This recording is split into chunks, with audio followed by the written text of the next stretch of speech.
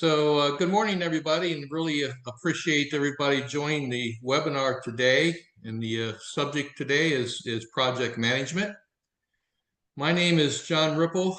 I am a Canton SCORE volunteer. This webinar is being sponsored and hosted by Canton SCORE, along with Stark County Foundation, Community Foundation, the Hoover Foundation, the Stark State College, and the Small Business Growth Network. So next slide. So what is SCORE? SCORE is a nonprofit that's literally been around since 1964. SCORE's mission is to help small businesses survive through mentoring as well as education.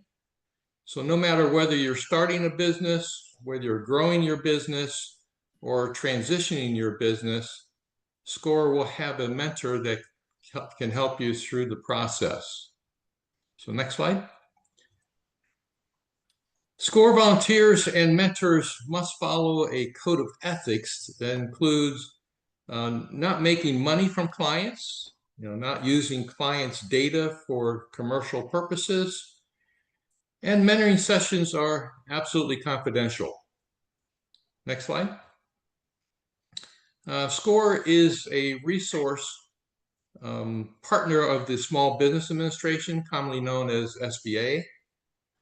There are over 230 SCORE chapters across the United States with over 10,000 volunteers. SCORE offers counseling that is free of charge for both profit and nonprofit businesses. So next slide.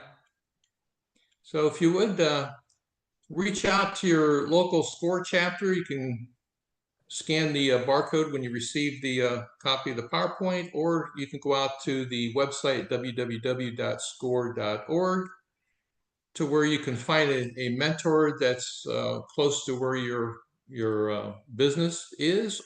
Or if you are interested in becoming a SCORE volunteer, you can do that as well through that website. So a couple housekeeping items before we get started. So if you do have a question during the webinar, you'll notice at the bottom of the screen there is a Q&A tab. So I'd really appreciate it if you would record your questions in the Q&A tab and avoid putting your questions in the chat if you would. So put your questions in the Q&A. We'll be monitoring the Q&A and present those questions to the presenter throughout the program. There will be a poll question in the presentation where we'll ask you to respond to that. Also, the presenter may ask you to respond to a question through the chat as well. So if you do respond to a question, please put that in the chat and we'll monitor that as well. So if you have a question, put it in the Q&A. If you're responding to a question, put it in the chat. So this webinar is being recorded and will be posted on the cantonscore.org website. You will be receiving a link that will put you directly into that webinar. So it give you an opportunity to view the webinar at your own time. So let's get started. So today's presenter is Joe Belinsky. Turn it over to you. Thank you very much, John, and welcome aboard, everybody. Glad to see so many of you in here looking to share our knowledge about project management. And we are going to look in our next slide at the course objectives. Okay, first will be to provide you with an overview of the definitions, principles, and processes so that you can understand the fundamentals of project management. And secondly, to introduce you to key tools that are part of the project manager's toolbox. Okay, in our next slide, here's our poll question.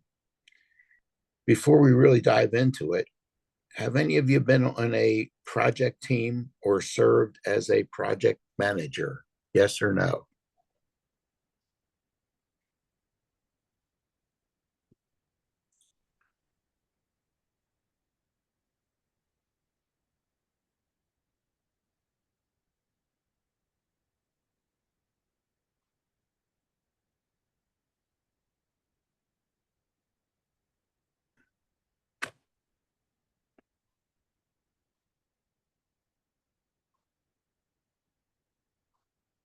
All right. Interestingly enough, 3/4 of you have been on as either a part of the team or project manager. So you'll have a lot to be able to give in as well as to be able to receive from here. So we'll look forward to it. All right. Let me ask, and we can put this in the chat. How are your experiences? We'll look forward to getting some of your quotes right here. How were your experiences as either a member or a project manager?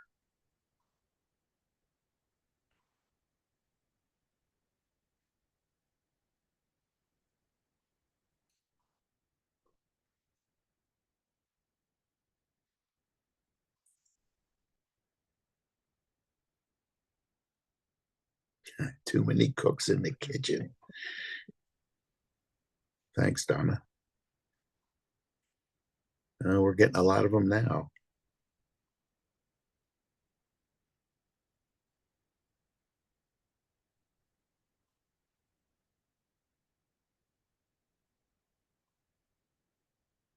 So Joe, some of them say, feel like all the decisions were on me. Workload felt disproportionate.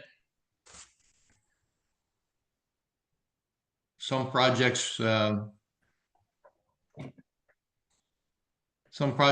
run smooth, and some of them lost scope and support. Not the greatest, unrealistic deadlines, lack of understanding of the work details, and project managers serving as overseers as opposed to facilitators. Another one is discovered that there are many different ideas on what a project and a project manager actually are. That's Pretty interesting. important right there. Right. Another one said babysitter, little follow through. That's a big one in any project is follow through. There are several steps that have to be followed to make that work. So another one is many folks do not know what a project looks like and all the logistics included. That's common as well.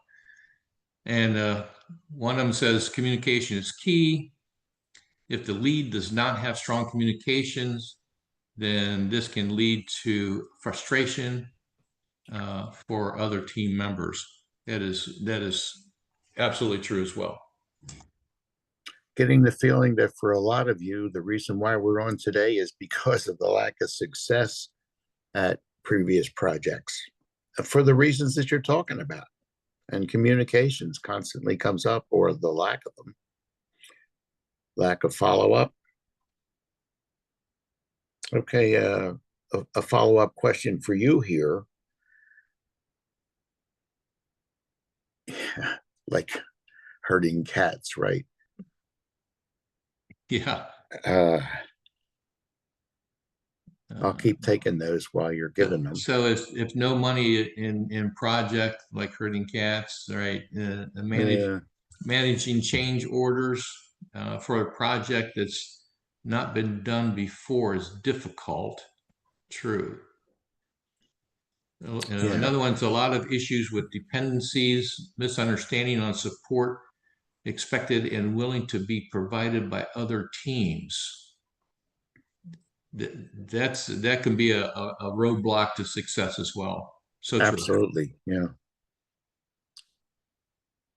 How much of other departments are involved in working with your team to make it successful, and vice versa? And with that in mind, let me just ask, for those of you who have been involved there, did the project succeed? And if so, what helped make it a success? And if it failed, why do you think it failed? So once again, was it successful? What made it successful? What made it fail if it failed?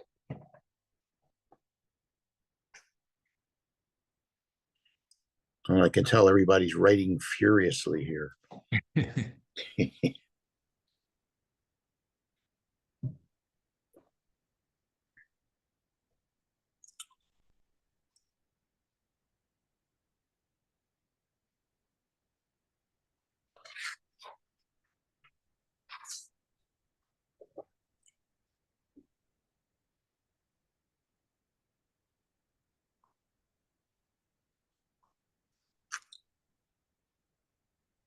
Rachel said all her projects have been, and I didn't catch the end of that.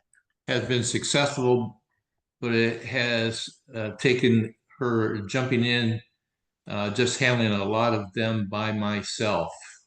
So, So it's not so much a team, it defaults to the leader here or the manager, or I mean, the member who is responsible for that part of the project, right? mhm. Key point was communication and knowledge, which means the leader has to be sharing that knowledge with everybody in order for there to be success. Right. And, along with that, they said, let's see if I can find it. They said, knowing people's strengths and understanding the ultimate outcome. That's true. Right. Matching the right person to the right role. Project succeeded, but more in spite of the project manager as opposed to because of them. Success was because of the desire of the people doing the actual work, wanting to do a good job. Wow. That one's really important right there. You don't usually hear that an awful lot, but No. the members themselves are so dedicated to it that it's almost like a baseball team. If you're not working, the team works good. You just fire the manager. Here's one that they said it was successful, ensuring constant endorsement from management, health prioritization from other teams, clarity and expected impact and outcome, successful. Here's one unsuccessful, the opposite, support just faded away, so no one felt it was worth the time anymore. Also unclear objectives. Mm. And how about whether people's input is accepted or not, as to whether they continue to input? Mhm. Okay, that's it for now, Joe. Okay, thanks. Well, let's go on to the next slide. And from here on in, I'm hoping for the future that as you will be able to download this yourself for future use. We got a lot of good tools in here, and hopefully that's exactly what you'll do, is use them as tools and also follow-up aids to be able to get you to make every project a success. Okay, so why do the projects fail? Well, we're going to get into this in more detail. Projects seldom fail due to the tools. They fail more often due to human behavior, because most organizations have experienced projects did not end on time, were over budget, or changed in scope over time. Many pitfalls that can really sink projects. So let's look at a few of them. Well, first, it could be that the goals are not clearly defined. If that's not taken care of at the very beginning, all you have is a mishmash, and everybody has their own ideas on what's supposed to be done. If top management is not clear on their project priorities, then it's easy to understand that the entire organization is also unclear about which projects are the most important. Many organizations get so busy that they forget a key component of success is taking the time out to meet and discuss the goals and strategies to reach those goals, and to be able to review those as they go throughout the project. Another one is scope creep. I'm sure a lot of you have felt that one already. Scope is everything that you're going to do and what you're not going to do. So once you figured out exactly what the project work is, usually by way of a work breakdown structure, you need to freeze it and guard against unplanned changes to it. So planned changes by way of a change control board are okay, since then the project manager can issue a new schedule, risk and budget plan as necessary. Otherwise, you'll surely miss your targets and make the management and the customer unhappy. Lack of risk assessment. Every project is unique and therefore has uncertainty. When we try to qualify and quantify that certainty or uncertainty, we call it risk. It's the responsibility of the project manager to proactively anticipate things that might go wrong. Once he or she has identified risk, then he or she and the team can decide on how to respond to either mitigating or avoiding those specific risks should they occur. Lack of resources. Many times, project managers are given so many projects that they cannot realistically achieve them on time and on budget. Some project managers might push back, telling management that all efforts cannot be achieved. However, many project managers do not, either in fear of losing their jobs or not wanting to rock the boat. When there's a lack of vision and leadership at the top of the organization, this can lead to situations where project managers are managing more projects than they should. Of course, the list is not exhaustive, but there are some of the major reasons why projects fail.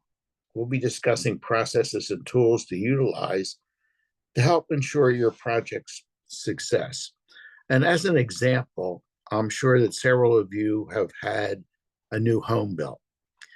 And if you think about what that was like, you originally go in with the builder and they give you an estimated time that you can expect the whole thing to be done at each stage. But of course, it's made up of many different components, the different team members who may not even see each other all the way through. Think of all the subcontractors who have to come together, and they have to do it in a certain order, in a certain time and place, or the whole project either is falls behind or can fail for that matter. So they have to have a strong general contractor, which is your project manager, to be able to make sure that it all gets done in a reasonable time. And reasonable being a key word, because almost always, for whatever reason, things will be delayed beyond the original expectation. So you might think a house can be built in 2 months, and 8 months later, it's still not finished. A lot of it has to do with the project manager or general contractor keeping things together. So we might use that as an example as we go through. So in our next slide, we're going to look at why do the projects fail? Wow. This was done as a study by the Project Management Institute, which shows how organizations responded to the question as to why projects fail. The Project Management Institute is a U.S. nonprofit professional organization for project management. The organization provides services including the development of standards, research, education, publications, networking opportunities in local chapters, hosting conferences and training seminars, and providing accreditation in project management. Many of you may not even be aware that accreditation is available if you are a project manager. So, in order to ensure project success, it's crucial for organizations to execute a disciplined project management approach. So let's start looking at a few definitions. Next slide, please. What is project management? It's the process of managing activities and resources organized under the direction of a project manager to achieve project objectives. The two most important elements are in any project is going to be the stakeholders and the resources. So who are these stakeholders?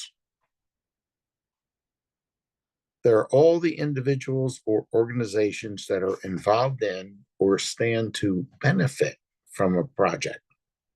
Clients, senior leaders in the business, and even people who might use the project, namely the customers, they're all stakeholders.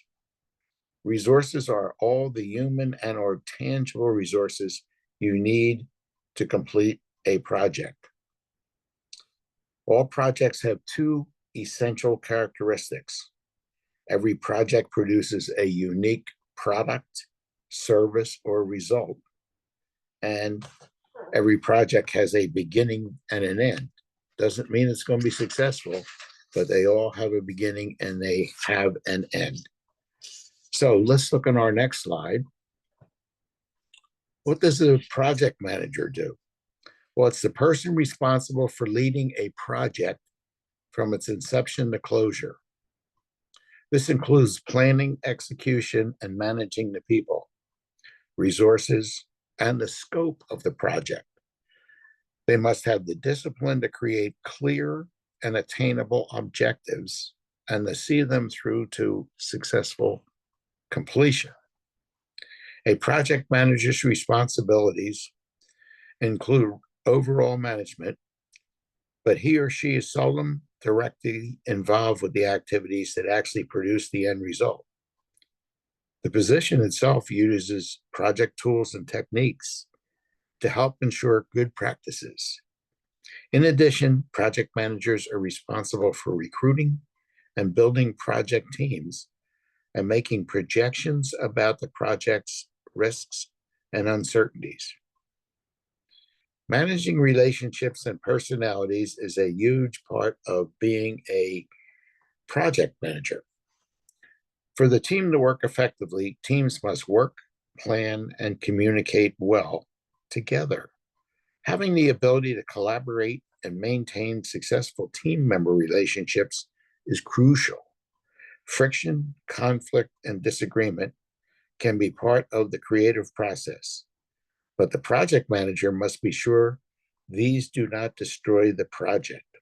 Making sure team members feel valued, recognizing and praising superior work, and maintaining a quality working environment for all team members will aid in this human management effort. And our picture gives us an example. I mean, I would think that most of us at one time or another have either been to a symphony or it could be just a rock band. But the leader has to be the one that brings together all the different parts so that you get a harmonious sound. Think about what it was like during tune-up when everybody's doing their individual thing and it's pure cacophony and nothing but noise. But then they have to bring it all together, and the team leader or project manager has to say, okay, here we are, we're kicking this off, let's go for it. And it either becomes successful or not successful. And if it's successful, then the good project manager makes sure that everyone, every part of the orchestra or the team gets recognition for the parts that they do well, not just the soloist. So let's use that example and let's move on with that. Okay. In our next slide. Hey, Joe. Yes, John. Yes. Yeah, Eric has a question. What is the main difference between a project manager and an operations manager? Title. Except that the operations manager may have several different projects going on. So the operations manager works in the stead of senior management to decide what are the projects that have to be done and then how to assign them. If it's just a small company, the operations manager and the project manager may be the same person, and there may only be a couple of members on the team. In a huge organization, that operations manager may have many teams with many projects going on simultaneous, and that person has to be the one who organizes the symphony of the different projects to make sure that they're all successful and work together harmoniously. I hope that answers your question.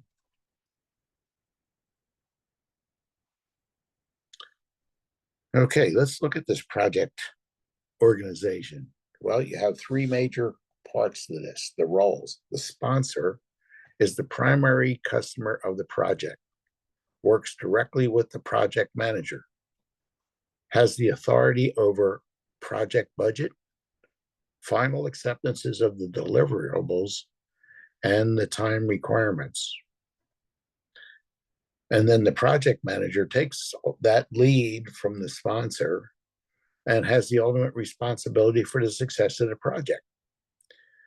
He or she establishes and communicates project goals, the work plan, the roles and responsibilities, the risks, issues, and tracks the project to completion. And then each of the team members is equally responsible for completing the specific project tasks and adhering to following the processes or procedures in the project management approach. Okay, so let's look at our processes in the next phase. Okay, here are the 5 project management process phases. First is the initiation. In this phase, the project overview is developed.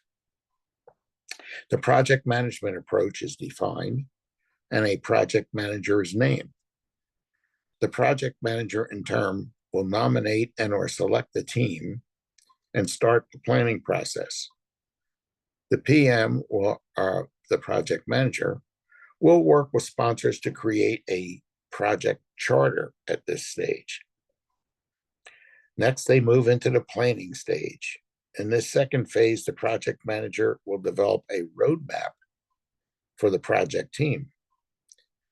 And she or he will drive setting goals, defining the scope, creating a work breakdown schedule, identifying milestones, and developing communication and risk management plans.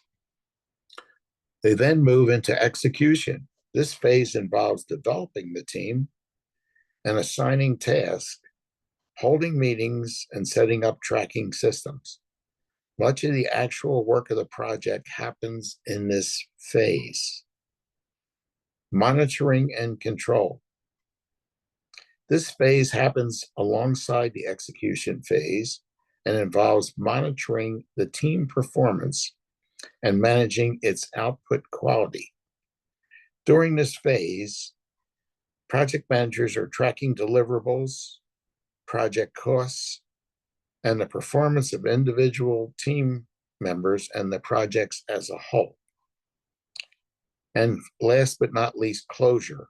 In this 5th phase, deliverables are handed over to stakeholders and the project is brought to a formal close. The project managers review your team's performance and recognize the effort by celebrating successes. The project managers will also analyze the project for flaws and take notes to improve future performance. Okay, I did happen to see where somebody threw in a question there. John, if you could read that off. Yeah. How do these approaches scale down for very small teams of, say, 1 or 2 people? Carefully. I think the one thing you have is the opportunity to have direct communication at all time, as opposed to having giant teams, which usually have to wind up having sub teams in order to be successful.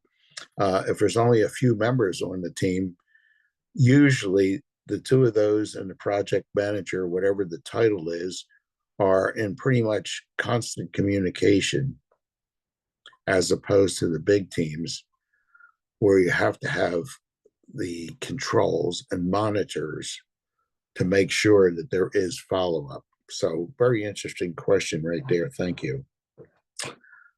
So let's go into our next slide, which is the initiation phase.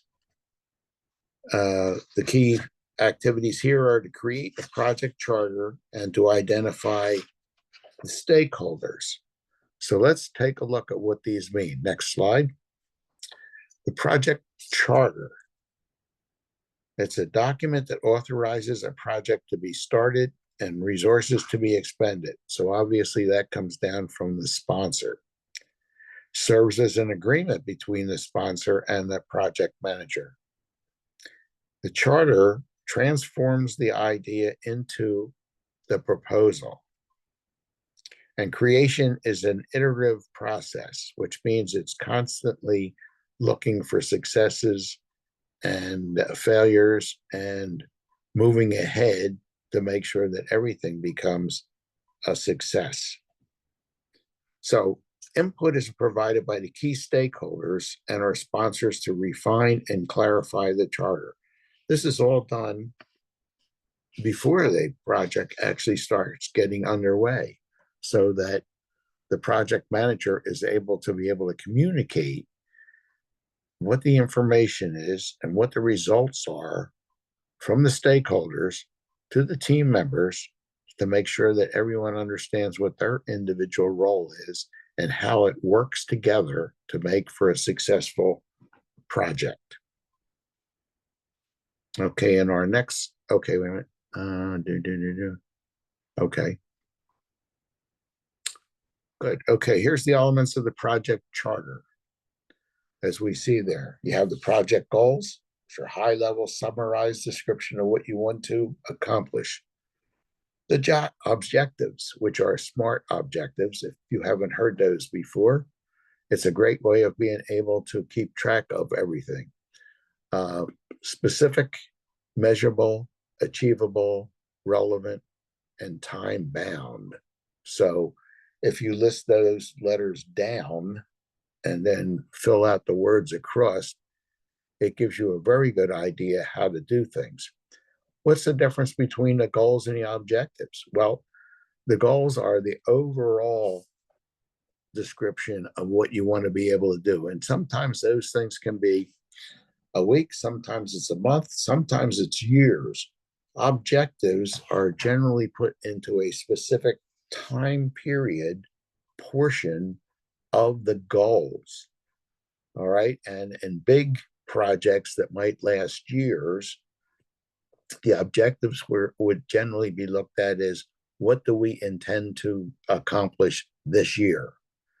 In smaller projects, it might be, what do we intend to get done this week so that we can reach the goal of being able to accomplish it at the end of the month or the quarter? The scope we're looking at is in scope and out of scope. The benefits are the business outcomes of the project, and that is for the benefit of all the stakeholders. Certain assumptions, which are integral to risk management. Constraints, which are project limitations, that is time, resources, and costs. Interdependencies, the task or resources from multiple projects that are dependent on each other for success. The measures of success, which would be the metrics, and the risks or uncertain events that could impact deliverables. And before I go on to that, I'm going to mention a book that's been a fantastic textbook for actual business people for a number of years right now. It's called The Goal, G-O-A-L, by Eli Goldratt. It's done up as a novel, which makes it very workable for everybody step by step.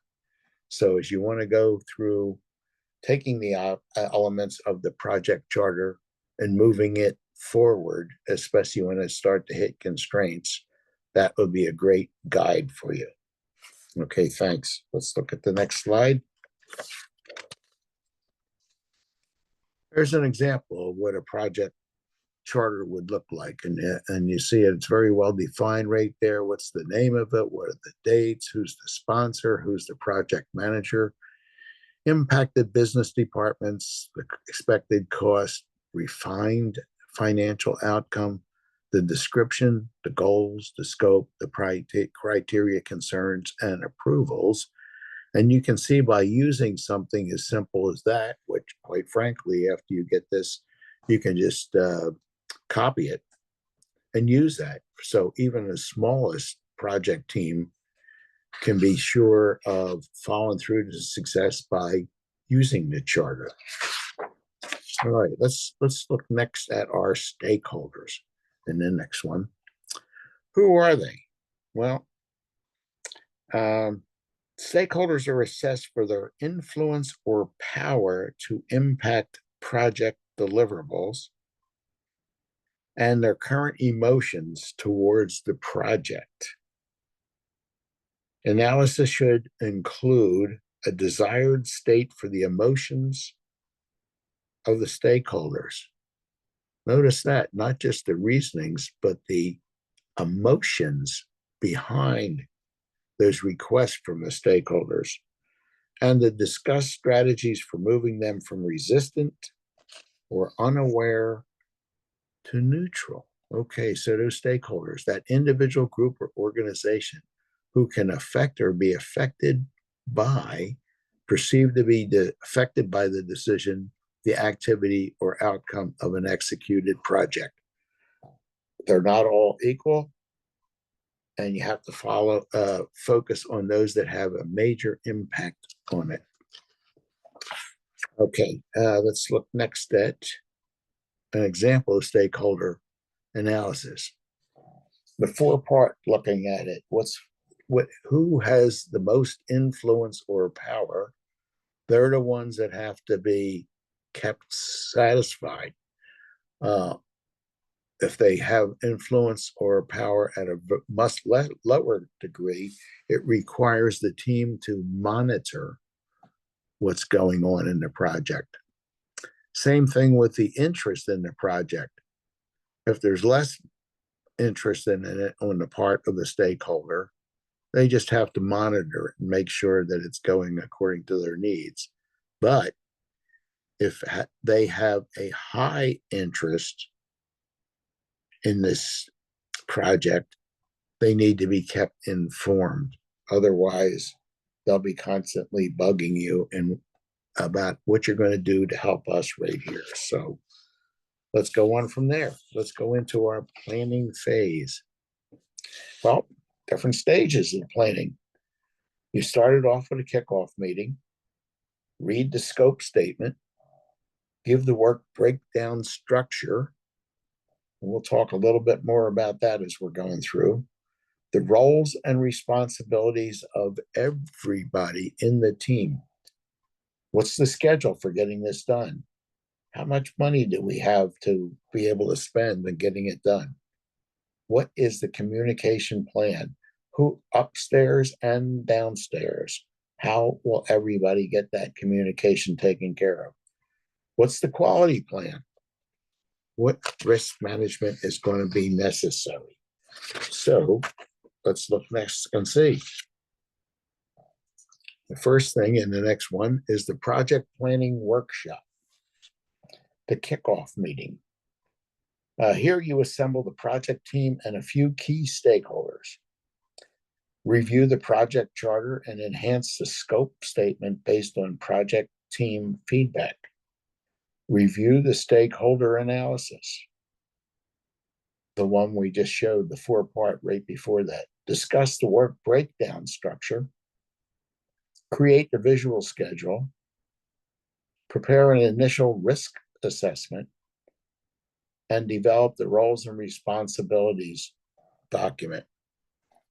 And depending on the size and complexity, it could take several meetings to accomplish. Notice that it's not always done all at once, depending on how big a team it is, how big a project is.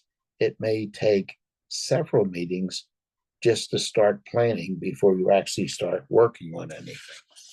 So let's look next at the work breakdown structure.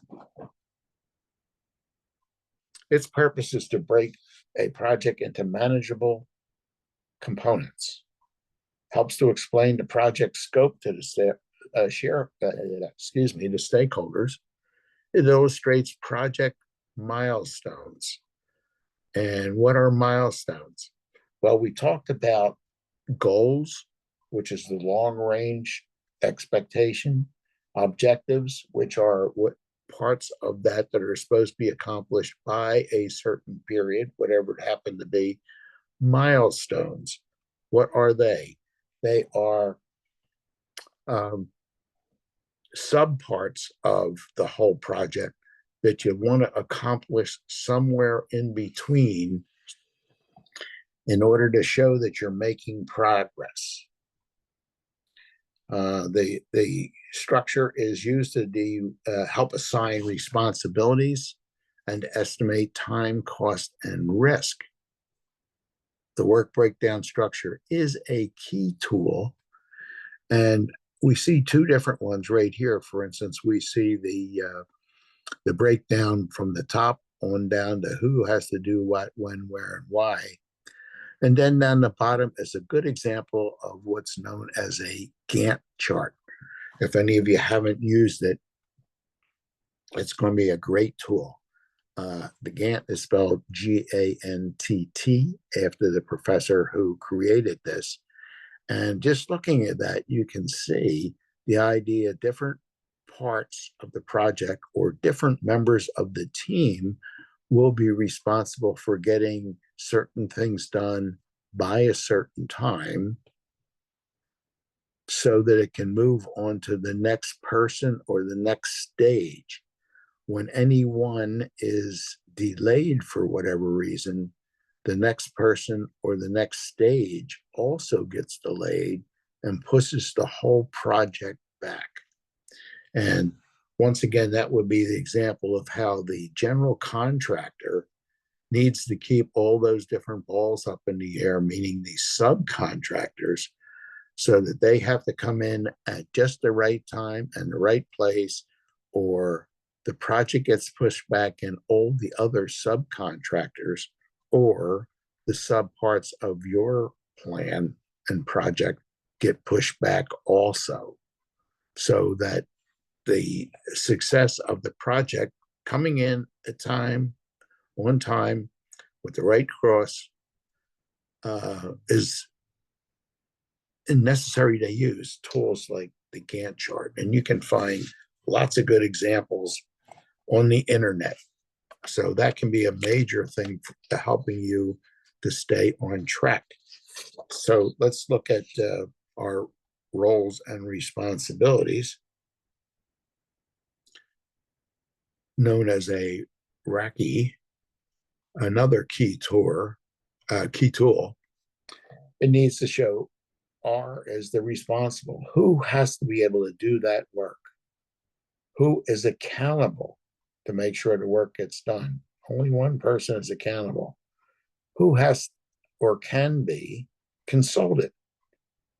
And should that be done first? And I for informed. Who must be informed when the work is done?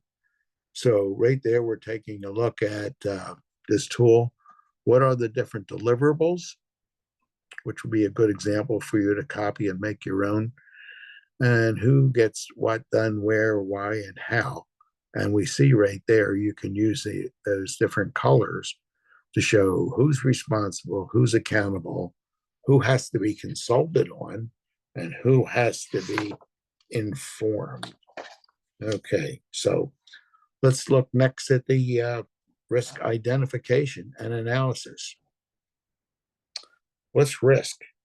And what is risk management? Well, once again, here's another key tool, risk management. Risk is any positive or negative event that, if it occurs, could affect the achievement of the business objectives. And an issue, which is known obstacle that will block or impede the goal achievement. It is happening, okay? And that's the one that's discussed thoroughly in the book, The Goal. Okay, what we see here is everything goes from severity to probability. So the fact that you analyze all these things in advance helps to let you know if the project has a good chance of success in advance. So in our next slide, let's go into executing, monitoring, and control. Well, during this phase, Joe, hey, yes. before you proceed, there's another question came up from Jennifer. It says, do these visual plans, which is the org chart, the style and Gantt chart, combine internal and external project members? So do the different charts include or combine the internal, external project members? Well, especially when you're talking about members who are not in the same place. In other words, they might be in a different department, they might be in a different company and still be part of the same project. It's incredibly important that those things be kept up to date for all sides. So I hope that answers that one.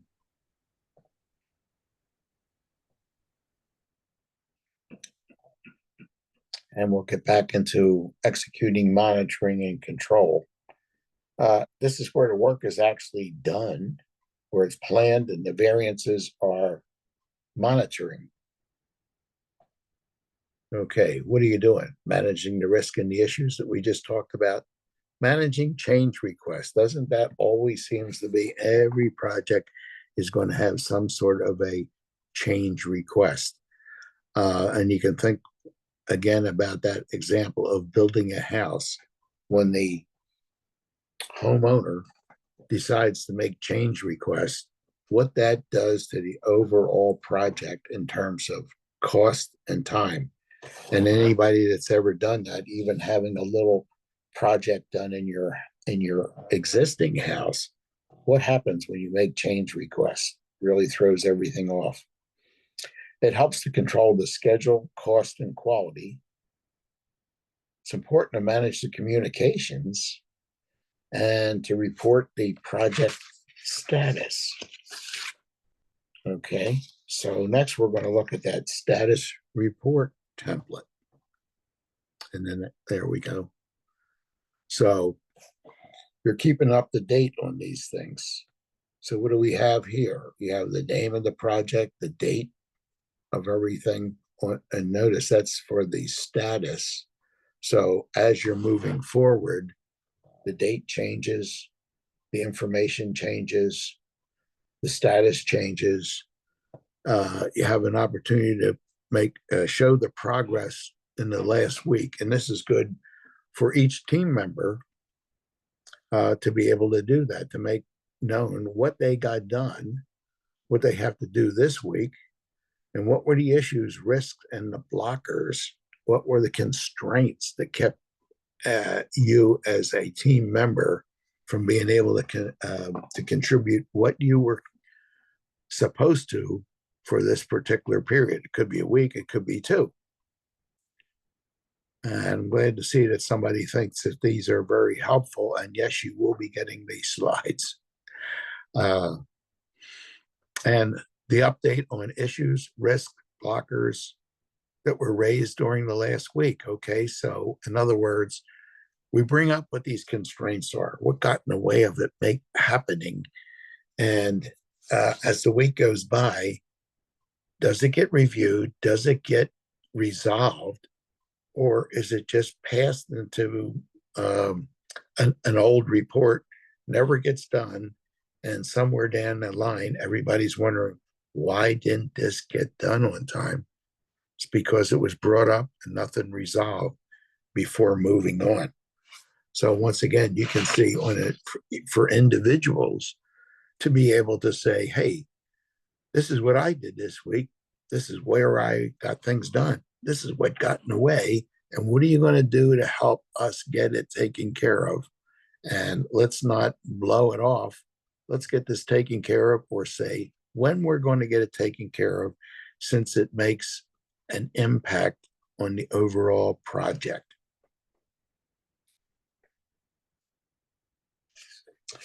Okay. Then we'll get into our next stage, which is closing.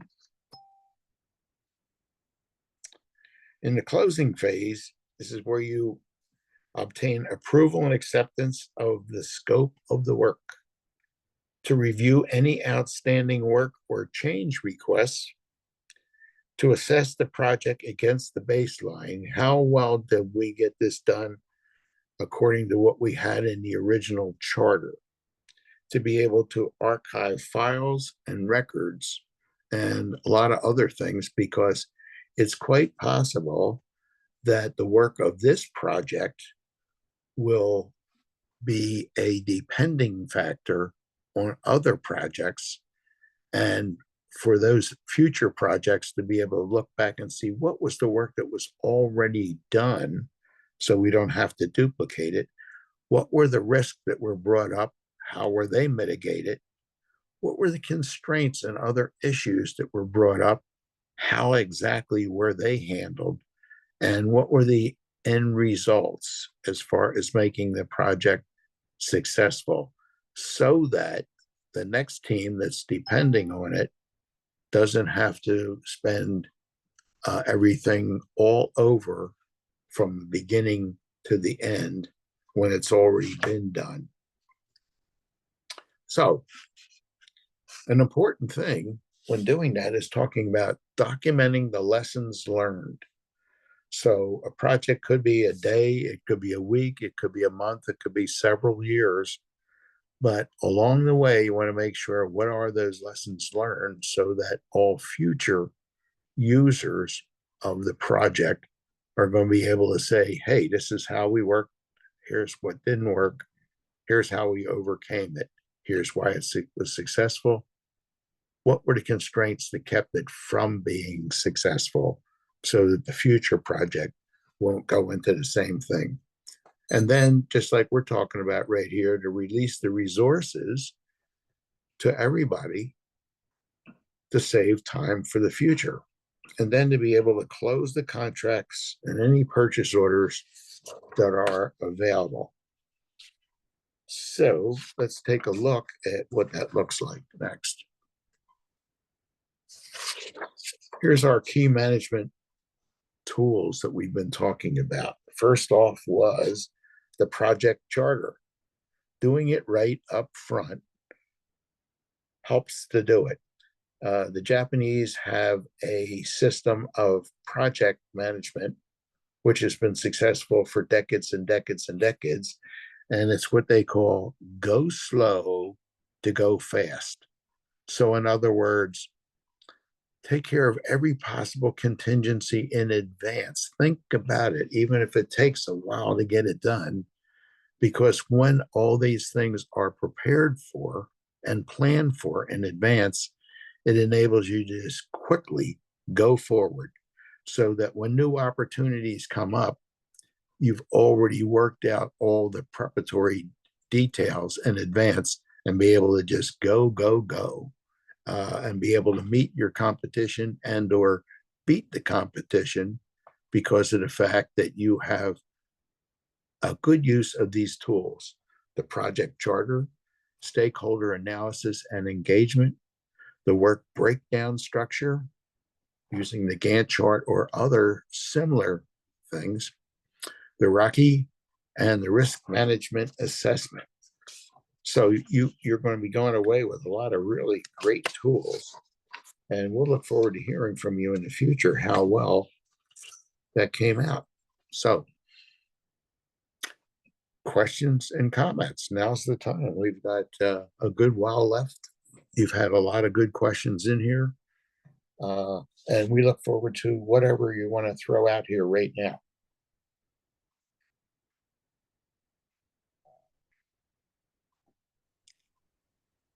Or, as I found out from doing this for years and years, when it comes down to questioning, what is your question? Or if you were to have a question, what would it be? That usually gets a better response.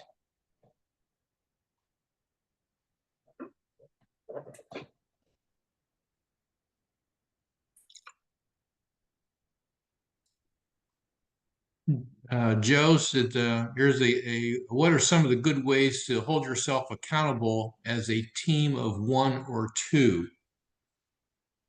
Well, if you have a split personality, it's easy to do that. Um, but if one or two, uh, you can use these same tools.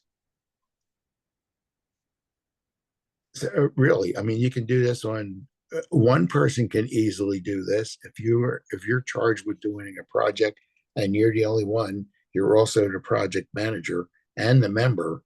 So using these tools could easily help you to be able to whiz through and be successful. If it's a team of two, well, you decide in that project charter who is going to do what, when, where, why, and how. So the five W's and the H Mhm. helps to say guarantee success of follow through, excuse me, who will do what, when, where, why, and how. And Yeah, once well, that's done, it's good to have a secondary after all those things have been done at a future date to say another who will do what, when, where, why, this, and how did they do it. so another experience I've always had when I was, running projects myself is time constraints, and make sure you put timetables out there and strive towards a timetable. John, would you repeat that last bit again, please? I was trying Yeah. to. Oh, I'm sorry. Yeah, I said from personal experience on leading my own projects, Right, I always put time constraints on myself. Make sure I put goals out there, achievable goals, and strive towards that, and then follow up to see whether I've actually made it on time. right. And did you use the SMART goals approach? Absolutely. Yeah, I think any successful project manager over the last 30 or 40 years has learned early on the SMART approach and uses that all the way through. So So Joe, thank you, John. with your vast experience, do you have any advice on procrastinating employees? It depends on whether you're looking at as being a positive or a negative. Okay. In some cases, the procrastinator may be because they see um, obstacles, constraints, and they're working out how to do it to be able to get back to the team and say how to do it. On the other hand, it could be that they're afraid of putting their information out there for fear of retribution.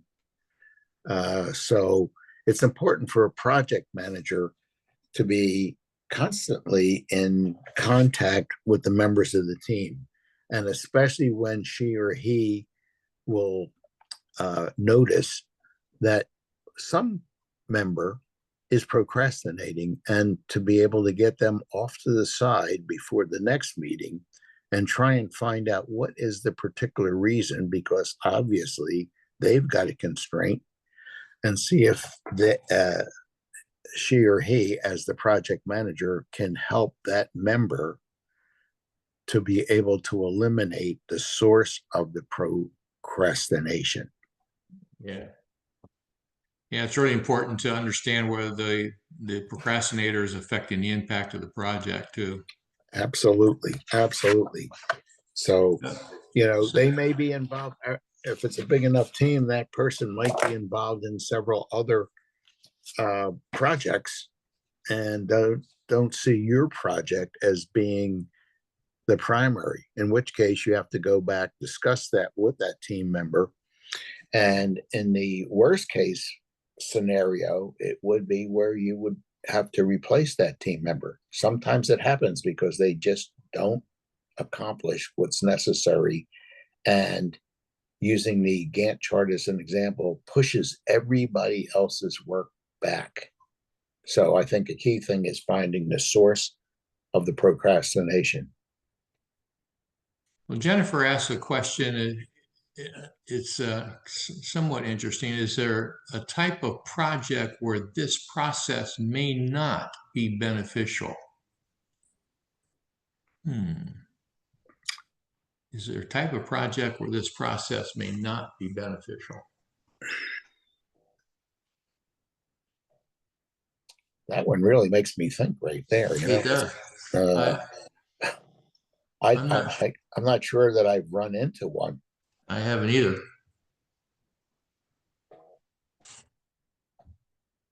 Jennifer, did you happen to have a specific comment on that we might address?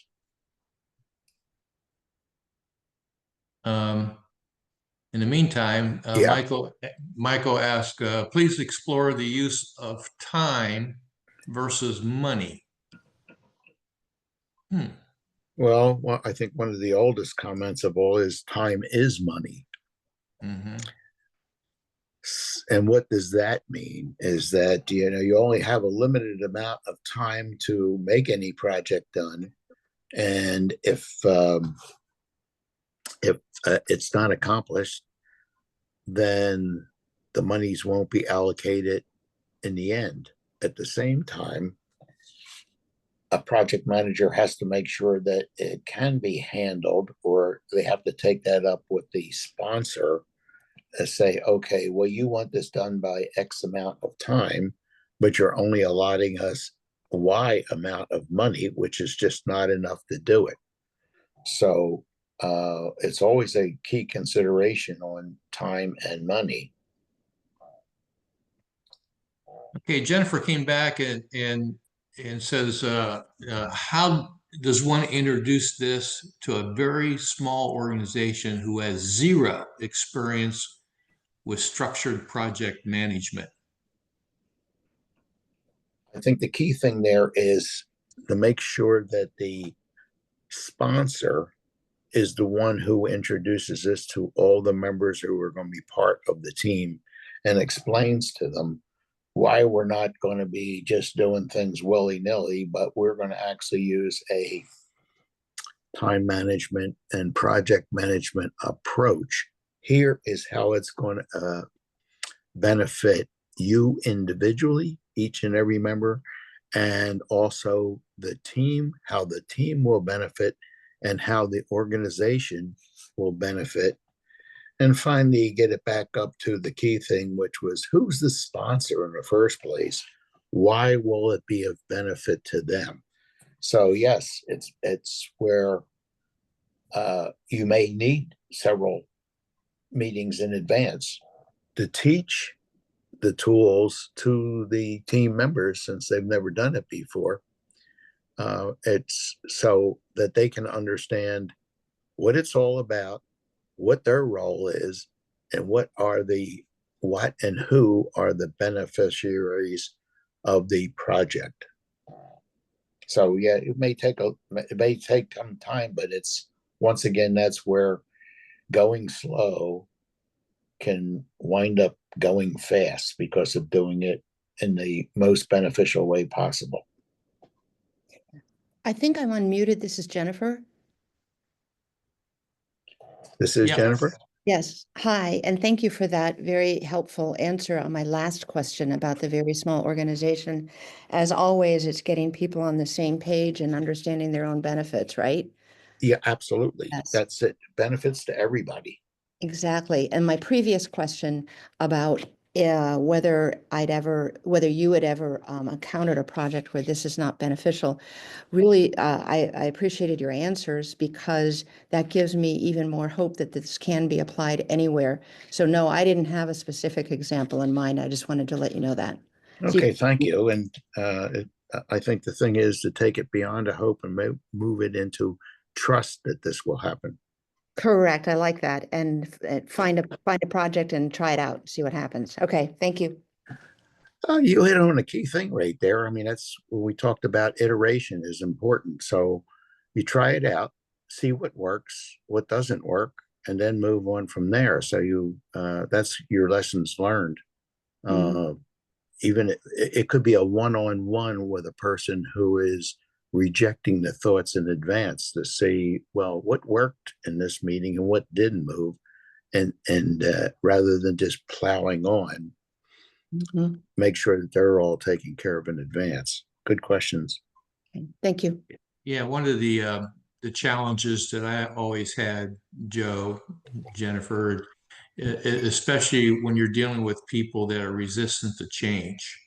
Mm. That they say, why are you doing this project? You're going to interrupt or change the way the process is being done, and it's the challenge to sell them on the need to change, which is the reason for the project. Very good point, John. Yeah. Uh, there's two things to it. I think right there. One is, did you pick the right person in the first place if they're going to be highly resistant? Or on the other hand, if they are, to make sure that you find out why in advance so that you can help to eliminate that. I mean, all resistance generally comes from fear of the unknown. And so if you can make the unknown known, that may help to eliminate it. Mhm. Okay.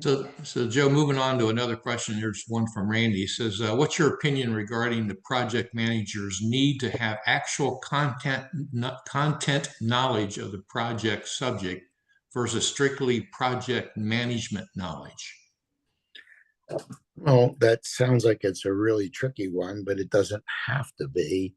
Uh, in If we were to go back 60, 70 years ago, in order for a person to be a project manager or a leader or anything, it was always looked on that they had to be the subject manager, subject matter uh, owner of everything. In today's world, it's not. It's a matter of finding out what is the scope of what you have to get done as the project manager, and then pull in the people who are capable of handling it all.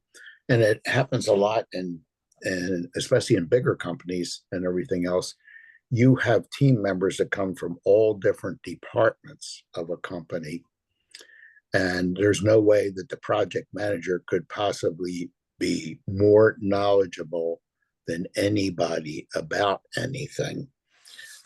They have to bring together all the knowledge of the different departments and coordinate them. So it's better to be a team leader than the team know-it-all anymore. Mhm. Another question from Paul. Any insights on using in Agile, AGILE, project management as opposed to the traditional waterfall project management philosophy that was described here today? Well, I think those are probably two new terms to most of the participants right here. So, Paul, if you would take a minute to explain each of those, then we'll see how we can answer that for you.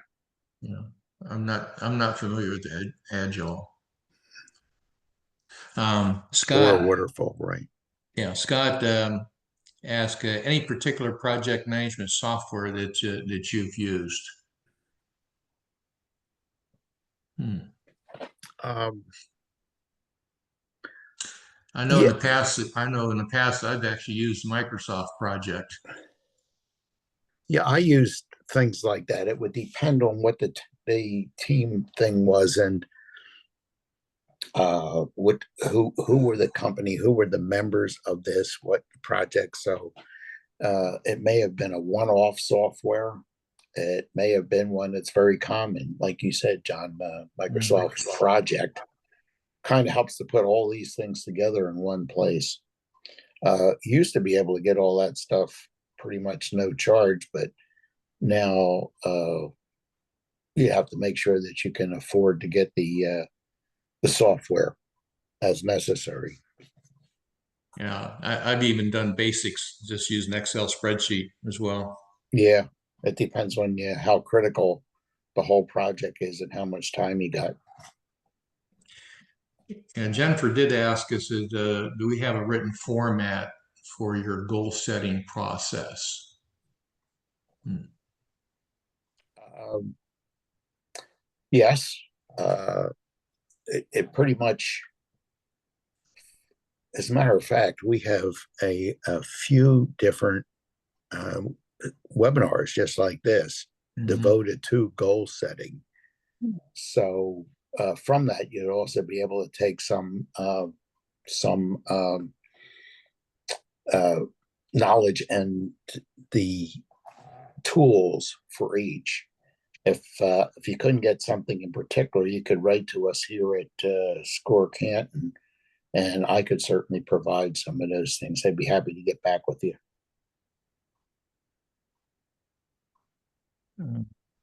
See some questions in the chat, I believe.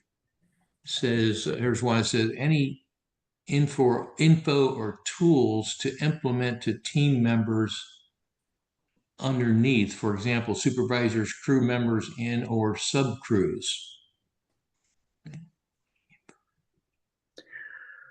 Yeah, there's a lot of different, I'm assuming you mean software, and there's a lot out there. All you really have to do is just write it into the internet search, or even better, if you have AI, artificial intelligence, you can just ask the question very specifically and you'll get a pretty tremendous response. We're finding that out more and more every day, aren't we, John? Yes.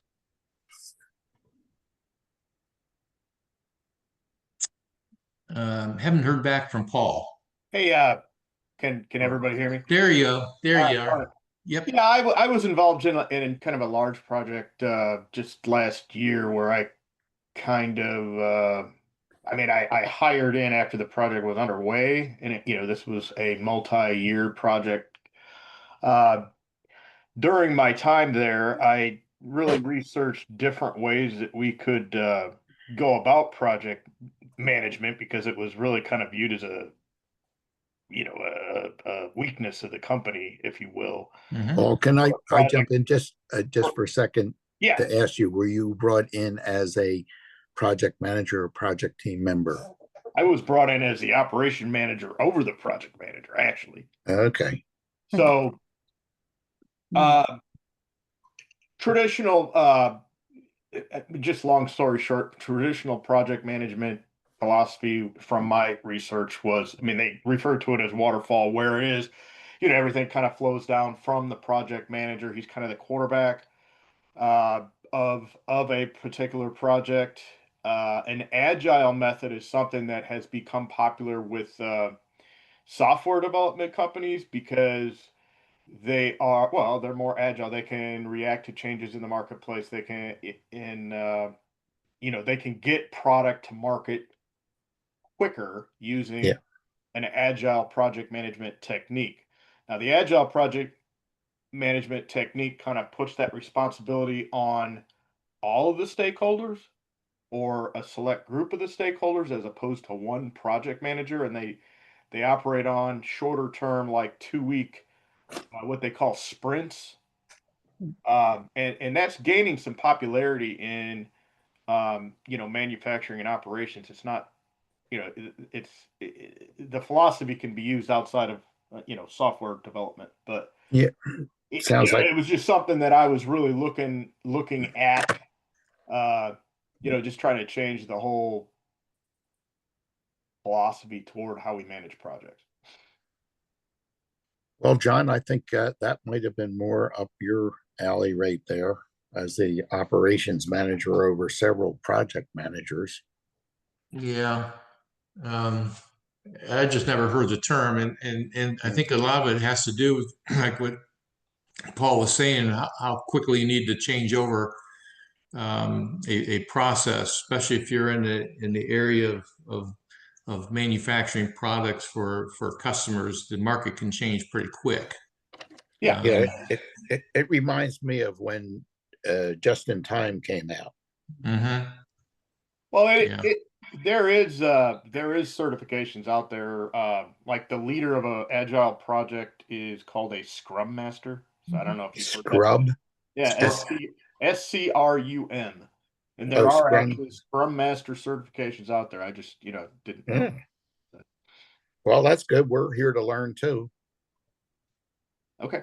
Yeah. I mean, we all here. Why I not? guarantee you the next time we do this, John and I will both have more information on those subjects. Yeah. Well, I mean, now I've really only met one guy, one person in my personal network that has experience with that is a Scrum Master, if you will. Mhm. And he was in the financial services industry with a bank. So, it was just something that I was researching and I've done a lot of projects in my career, and I just it interests me the more I read about it. Well, let me ask you, Paul, because you do have all that experience and everything else. From what we've just presented right here, what have you picked up that you'll be able to add to your repertoire?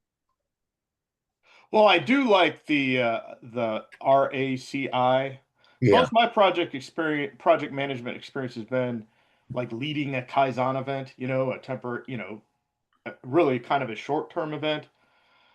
And then I had some experience with kind of long-term projects a long-term project that involved, I mean, like maybe 5 different companies. You've got departments of transportation, that have purchased a bridge project. You've got constructors, you've got engineers, from several different companies working together. It's yeah, I was really looking at that. It's just too much for one person to handle the traditional way, I think. Mhm. especially to be agile. Excuse me? I said, especially to be agile in today's workplace. Well, you can't, yeah, you can't be by yourself. It's kind of what it's really kind of looking at it more from a team effort than you know, because I honestly never, when I was in that operations manager role, I had no previous construction project knowledge at all. So I did a lot of research during that time. Okay, and I think John and I would both be interested to ask, have you started to use AI in your projects yet? Yes, and I find it is very anything that is time consuming and requires uh, very little, I guess, creative. I want to say creativity, human creativity, put it this way. Um, it can get a lot done fast. All right. You just have to, in my experience, and then you have to kind of really read everything over because AI will make stuff up. I mean, it's just, it's amazing what it can do. I mean, you can come up with video presentations without any, you never had any, it just goes out there and finds it, but Yeah, you're right about that. And I know we've already found occasions where if you didn't read over the results of what AI spit out, that you got wrong information, sometimes lies. It's yeah, hard to yeah. believe, but it can actually make up lies. Well, it doesn't know. It doesn't know. In the end, it doesn't know whether it's right or wrong. Right, exactly. So I looked up the agile project management, and I think it's I don't mean to be negative on the definition, but I think it's just a new flavor of the month of things that already been in use. It's just called something else. And Like a it's lot of things. exactly, Yeah, it's, yeah. it's um, it's a method that divides larger projects into smaller ones, more manageable tasks and shorter time segments, and which is good. And it said agile-based frameworks such as Scrum, which they have in brackets, sprints and roles, and Kanban, visual task management, helps teams organize workflows effectively. So I know Joe and I have used Kanban in our projects as well at our company. So I think it's a kind of a different uh, format or structure. It's accomplishing the same thing, but in a rapid pace. Yeah, then sometimes there are practitioners who suddenly find ways of monetizing it. I'm thinking of going back into Six Sigma, and then a couple of the guys from a couple different companies there decided to get together and call it Black Belt. And all of a Mhm. sudden that became the thing, and they've made hundreds of millions of dollars off of it. So yeah, changing the name, make it So, more sexy. so that's really what I would interpret Agile to be, very similar to the six pack. Yeah, there you go. Thank Good you for the question. feedback, Paul. I don't see any other Six-pack, questions. I'm not sure. I'm not sure I ever heard that term. Oh, I guess we're showing our age. Yeah, I'm not exactly a spring chicken myself, but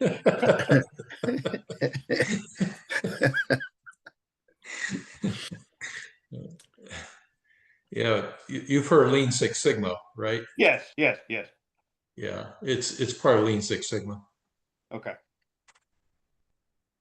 I mean, yeah, I heard six-pack. I just never referred to. I still kind of think of it as a Toyota production system, which is Yeah, and it Oh, is. very Yeah, much. Yeah. right. It's all the same. You know. Yes. Yeah. And it's interesting how they still use the system very successfully. Which is really designed or developed by an American. Yeah, right, exactly. Deming, Yep, I mean, Deming. Yep. Yeah, Dr. Deming, yeah. Mhm. Okay. We Okay, are I don't see any other questions out there. Does anybody have anything you'd like to discuss? Well, it's been a very interesting conversation both ways, all the way through. We appreciate your attention, but also your feedback and your questions and your information that helps to broaden our scope. Yes, I believe to wrap this thing up, again, just like Joe said, appreciate everybody's attention and responding in the chat and questions. Everyone that attended should be receiving in the email a quick questionnaire and a survey of this webinar. We'd really appreciate if you just take a minute or two and fill it out and provide feedback to us so we can continuously improve. Yeah, we look forward to continued conversations with each of you and other webinars. So don't hesitate to jump on for other subjects. There's always something new to learn for you and for us. Thanks, everybody, and have a great rest of your day. Thank you. Have a good life. Thanks a lot, Joe, John. You're welcome. You're welcome. Bye-bye.